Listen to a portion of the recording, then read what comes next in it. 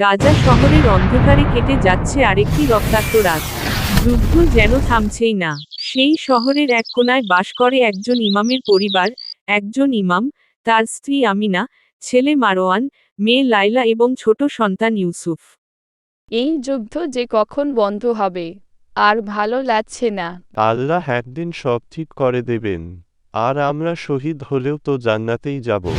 হঠাৎ আকাশ কেঁপে উঠল। বোমার শব্দে পুরো এলাকা কেঁপে উঠল। পাশের বাড়িটা ধসে পড়ল। সেদিনই মারওয়ানের প্রিয় বন্ধু হাসান শহীদ হল। বন্ধুর মৃত্যুর পর মারওয়ান বদলে গেল। সে এখন প্রতিদিন রাতে বাবার সাথে নামাজ পড়ে আল্লাহর কাছে দোয়া করে। হে আল্লাহ, আমাদের রক্ষা করুন। আমাকে সাহস দিন। হাসান আমার প্রিয় বন্ধু ছিল। তার মৃত্যু যে আমি মেনে নিতে পারছি না। আল্লাহ আমাদের সবাইকে রক্ষা করুন। আব্বু, আমি বড় হয়ে মুজাহিদ হব। আমি আর ভয় পাই না।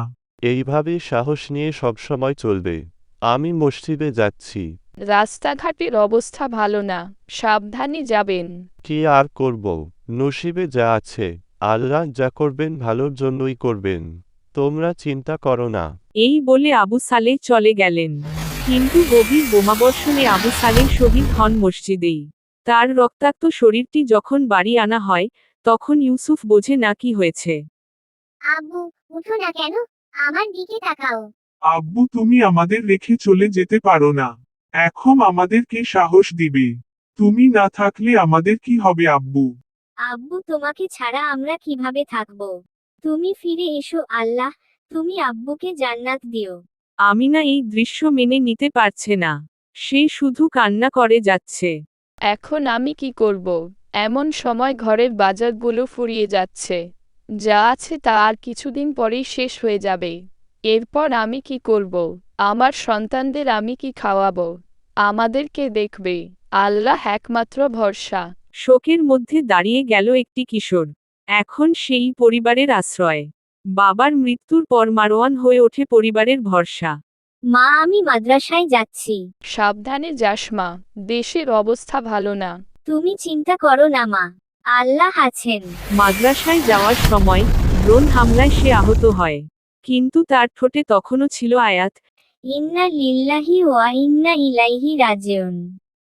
এই কি হয়ে গেল? তুইও চলে গেলি? আল্লাহ আমার মেয়ে চলে গেল। আপনি ওদের বিচার করবেন। তুমি চিন্তা করো না মা, আল্লাহ একদিন অবশ্যই তাদের বিচার করবেন। আম্মু, আল্লাহ আমাদের ভালোবাসেন না?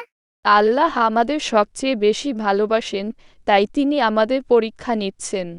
এক রাত বোমাবর্ষণে পুরো মহল্লা ধ্বংস হয়ে যায়। মারওয়ান শহীদ হয় শিশুদের বাঁচাতে গিয়ে। আমিনা সেই ধ্বংসস্তূপে পড়েছিল।